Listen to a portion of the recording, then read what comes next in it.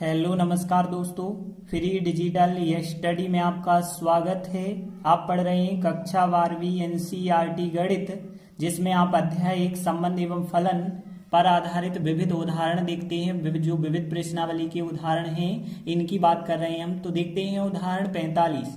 कहा गया निर्धारित कीजिए या जांच कीजिए कि समुच्चय आर में मतलब वास्तविक संख्याओं की बात हो रही है। प्रदत्त निम्नलिखित द्विआधारी संक्रियाएं, मतलब आपको एक द्विआधारी संक्रिया यह दी गई है और एक यह दी गई है, और फिर इनमें से कौन सी संक्रिया जो है साहचर है, कौन सी क्रमनिमेय है। तो हमें साहचर और क्रमनिमेय चेक करके बताना है। 2 सवाल है इसके अंतर्गत। ए स्टार बी का मान 1 है, जहां पे प्रत्येक जो ए बी होंगे वो रियल नंबर से लेना होगा, और यहाँ ए स्टार बी का मान a+b/2 है, और यहाँ भी प्रत्येक ए बी जो होंगे वो आर से लिए गए हैं, मतलब वास्तविक संख्याओं से लिए गए हैं। तो देखिए सबसे पहले हमने पहला सवाल लिया, ए स्टार बी का मान 1 है, जहां पे प्रत्येक ए बी आर के अंतर्गत है, मतलब वास्तविक संख्या के अंतर्गत ही आपको लेना है। तो देखिए सबसे पहले हम यहाँ पे क्रमनिमेय सिद्ध करते हैं, फिर साहचर्य सिद्ध करेंगे। तो देखिए क्रमनिमेय सिद्ध करना हो या फिर क्रमनिमेय की जांच करना हो, साहचर्य की जांच करना हो, तो नियम क्या होता है, ए स्टार बी का मान बी स्टार ए के बराबर होना चाहिए। यहाँ पे यदि आप देखें क्रमनिमेय की बात करें, ए स्टार बी का मान 1 है, बी स्टार ए का मान भी 1 ही होगा, तो क्रमनिमेय तो होगा। तो देखिए हम क्या लिखेंगे, यहाँ वास्तविक संख्याओं में ए स्टार बी का जो मान है वो कितना है, 1 है, तथा यदि हम पलट के निकालें बी स्टार ए करें तब भी, तो यहाँ पलट के यदि बी स्टार ए निकालते हैं तब भी आंसर 1 ही होगा। देखिए ए स्टार बी का मान 1 है, चाहे आप ए बी के स्थान पे कुछ भी रख दें, बी सी कर लें, सी डी कर लें, लेकिन आंसर हमेशा 1 रहेगा। तो ए स्टार बी का मान 1 और बी स्टार ए का मान भी 1 आ गया है। तो हम कह सकते हैं कि चूंकि ए स्टार बी का जो मान है बराबर आया है बी स्टार ए के, अतः जो स्टार संक्रिया है वो क्रमनिमेय है।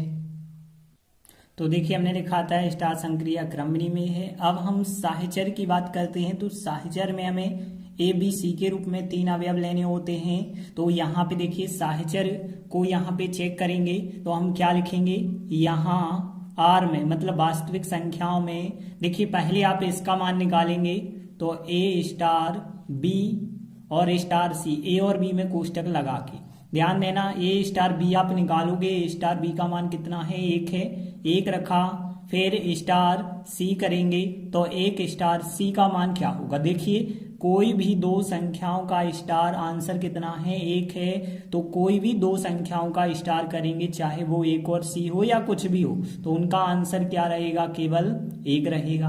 अब देखिए यहाँ पे यदि हम यहाँ पे अब ए स्टार बी स्टार सी निकालते हैं, लेकिन इस बार बी और सी में कोष्टक लगाते हैं, तब आंसर हमें क्या मिलेगा। देखिए यदि हम देखें ए लिखा हमने, स्टार लिखा, क्योंकि पहले हमें कोष्टक सॉल्व करना है। बी स्टार सी का मान क्या है, देखिए ए स्टार बी का मान 1 है, चाहे बी स्टार सी, सी स्टार डी कुछ भी हम कहें, कोई भी 2 संख्याओं के बीच स्टार लगाते हैं तो आंसर क्या आता है, 1। तो बी और सी का स्टार भी कितना होगा, 1 होगा। यहाँ पे अब देखें ए स्टार 1 का मान, तो किन्हीं भी 2 रियल नंबर के भी संक्रिया लगाते हैं तो आंसर कितना आना है, 1 आना है। तो यहाँ पे इसका मान इसके मान के बराबर है, तो आप यहाँ पे बिल्कुल यही चीज लिखेंगे कि चूंकि ए स्टार बी स्टार सी का जो मान है वो बिल्कुल बराबर आ चुका है ए स्टार बी स्टार सी के, अतः जो स्टार संक्रिया है वो साहचर्य है। तो इस प्रकार से जो पहला सवाल था वो क्रमनिमेय भी हो जाता है और साहचर्य भी हो जाता है। अब हम बात करते हैं इस दूसरे सवाल की। तो देखिए दूसरा सवाल है ए स्टार बी का मतलब a+b/2 है, और प्रत्येक ए बी रियल नंबर के अंतर्गत है, मतलब वास्तविक संख्याओं से ही ए और बी के मान लिए जाएंगे। सबसे पहली चीज हम क्रमनिमेय को चेक करेंगे, क्रमनिमेय होगा या नहीं होगा। तो यहाँ तो मौखिक है कि क्रमनिमेय है, क्योंकि ए स्टार बी का मान a+b/2 है, और बी स्टार ए यदि आप करेंगे तो b+a/2 होगा, दोनों बिल्कुल बराबर आएंगे। तो हम लिखेंगे बिल्कुल यही बात कि यहाँ पे आर में ए स्टार बी का जो मतलब है, ए स्टार बी का मतलब है a+b/2, तथा यदि हम देखें बी स्टार ए की बात करें तो बी स्टार ए का मतलब क्या होगा, जब ए स्टार बी का मतलब है कि दोनों संख्याओं का योगफल बटे 2, तो बी स्टार ए का मतलब होगा बी प्लस ए बटे 2। अब देखिए चाहे हम ए प्लस बी बटे 2 कहें या बी प्लस ए बटे 2 कहें, बात तो एक ही है। तो हम कहेंगे चूंकि ए स्टार बी का मान बराबर आ जाएगा बी स्टार ए के, अतः स्टार संक्रिया क्रमणी में है। तो देखिए हमने लिखा था स्टार संक्रिया क्रमणी में है। अब यदि हम बात करें साहचर की, तो साहचर में आपको पता है साहचर में ए बी सी 3 की बात करनी होती है। तो यहाँ पे ए स्टार बी स्टार सी का पहले मान निकालना होगा, फिर इसका मान, दोनों मान बराबर यदि आ गए तो कहेंगे साहचर है। तो हम यहाँ पर लिखेंगे, यहाँ आर में मतलब यहाँ वास्तविक संख्याओं में ही ए बी सी रखे गए होंगे। तो यहाँ पे ए स्टार बी स्टार सी का मान निकालना होगा। तो पहले आपको ए और बी में कोष्टक लगाना पड़ेगा, फिर बाद में बी और सी में लगाएंगे कोष्टक। तो देखिए ए स्टार बी का मतलब क्या है, ए प्लस बी बटे 2। तो हमने क्या किया, ए प्लस बी बटे 2 किया, फिर स्टार सी कर दिया। अब देखिए पहली संख्या यह हो गई और दूसरी संख्या यह हो गई, तो इनके बीच फिर स्टार कैसे लगाएंगे, कैसे द्विआधारी संक्रिया लगाएंगे। तो आपको पता है कि दो अवयव यदि ए और बी हैं तो दोनों का योगफल बटे 2 होता है। एक अवयव ए प्लस बी बटे 2 है और दूसरा अवयव सी है, तो फिर यहाँ पे जब संक्रिया लगाएंगे तो दोनों का योगफल होगा ए प्लस बी बटे 2 प्लस सी होगा, और फिर बटे कितना करना होगा, 2 करना होगा। और इसे यदि आप हल करेंगे तो देखिए बटे 2 है, इसे हटाना पड़ेगा। तो 2 का हम हर एक स्टेप से गुणा कर देते हैं, तो यहाँ पे ए प्लस बी आएगा क्योंकि 2 यहाँ कट जाएगा। 2 का गुणा सी से भी आप करेंगे तो यहाँ पे 2c आ जाएगा, और नीचे यदि 2 का गुणा करेंगे तो कितना हो जाएगा, 4। तो इसका मान तो आ चुका है। अब देखिए हम तथा करके अब ए बाहर रखेंगे, बी और सी में कोष्टक लगा के इसका मान ज्ञात करेंगे क्या आता है। तो देखा जाए यदि तो ए स्टार हमने लिखा। अब देखिए बी स्टार सी का मान क्या होगा, जब आपको पता है ए स्टार बी का मतलब दोनों का योगफल बटे 2 है, तो बी स्टार सी का मतलब होगा बी प्लस सी बटे 2 होगा। कोष्टक बना के लिखा है हमने क्योंकि ये बड़ी संख्या है थोड़ी। अब देखिए यहाँ पे ए स्टार बी प्लस सी बटे 2 का मान कैसे आप निकालेंगे, पहली संख्या दूसरी संख्या। तो आपको कैसे सॉल्व करना है, जब दो संख्याओं के बीच स्टार लगाओ तो दोनों का योगफल बटे 2।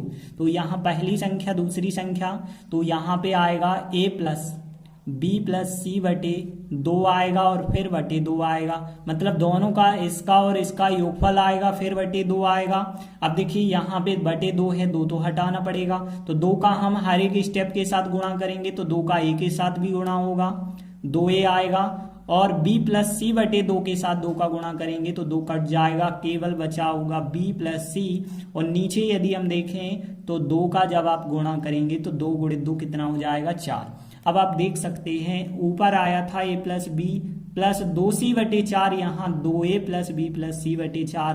देख सकते हैं जी बराबर नहीं आ रहा है क्योंकि यहाँ 2a आ रहा है, यहाँ 1a, यहाँ 1c आ रहा है, यहाँ 2c आ रहा, तो जी बराबर नहीं आ रहे हैं। तो हम लिखेंगे तो देखिए हम लिखेंगे ए स्टार बी स्टार सी का मान बराबर नहीं आया है, ए स्टार बी स्टार सी के बराबर नहीं आया है, अतः जो स्टार संक्रिया है वो साहचर्य नहीं है।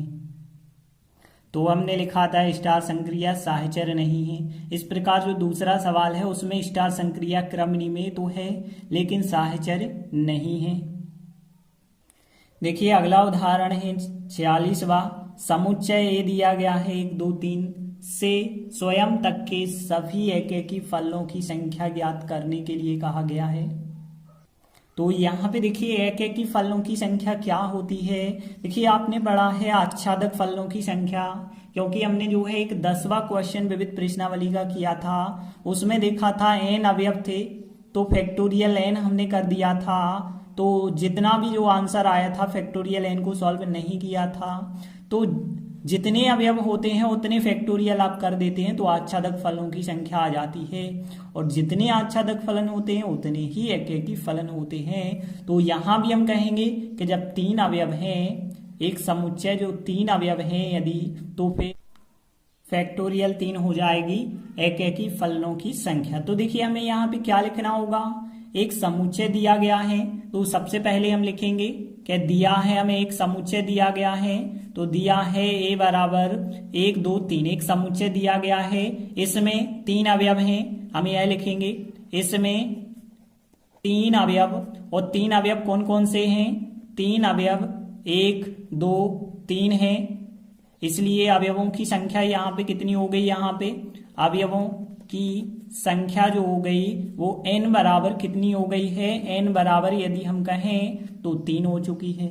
अब देखिए हमें पता है जब 3 अवयव हैं तो इनके क्रमचयों की जो संख्या होगी वो फैक्टोरियल 3 होगी, और जितने क्रमचय बनते हैं उतने ही एक ही फलन होते हैं। तो यहाँ पे जो समुच्चय 1 2 3 है इसके क्रमचयों की संख्या जो फैक्टोरियल n होती थी वो कितनी हो जाएगी, फैक्टोरियल 3 हो जाएगी। और फैक्टोरियल 3 का मतलब होता है 3 गुणित 2 गुणित 1, 3 गुणित 2 गुणित 1, और 3 गुणित 2 गुणित 1 कितना होगा, 6 होगा। तो यहाँ पे कह सकते हैं क्रमचयों की जो संख्या 6 है, अतः एक ही फलनों की संख्या भी क्या होगी, 6 होगी। तो देखिए हमने लिखा था समुच्चय 1 2 3 से स्वयं तक के सभी एकेकी फलनों की संख्या कितनी हो जाएगी, 6, क्योंकि यहाँ पे भी आप देख पा रहे हैं कि 6 जो है क्रमचयों की संख्या, और जितनी क्रमचयों की संख्या होती है उतनी ही एकेकी फलनों की संख्या होती है, तो एकेकी फलनों की संख्या भी कितनी हो जाएगी, फिर 6 हो जाएगी, यही हमारा फिर आंसर होगा। तो इस प्रकार से हमने 2 महत्वपूर्ण उदाहरण किए।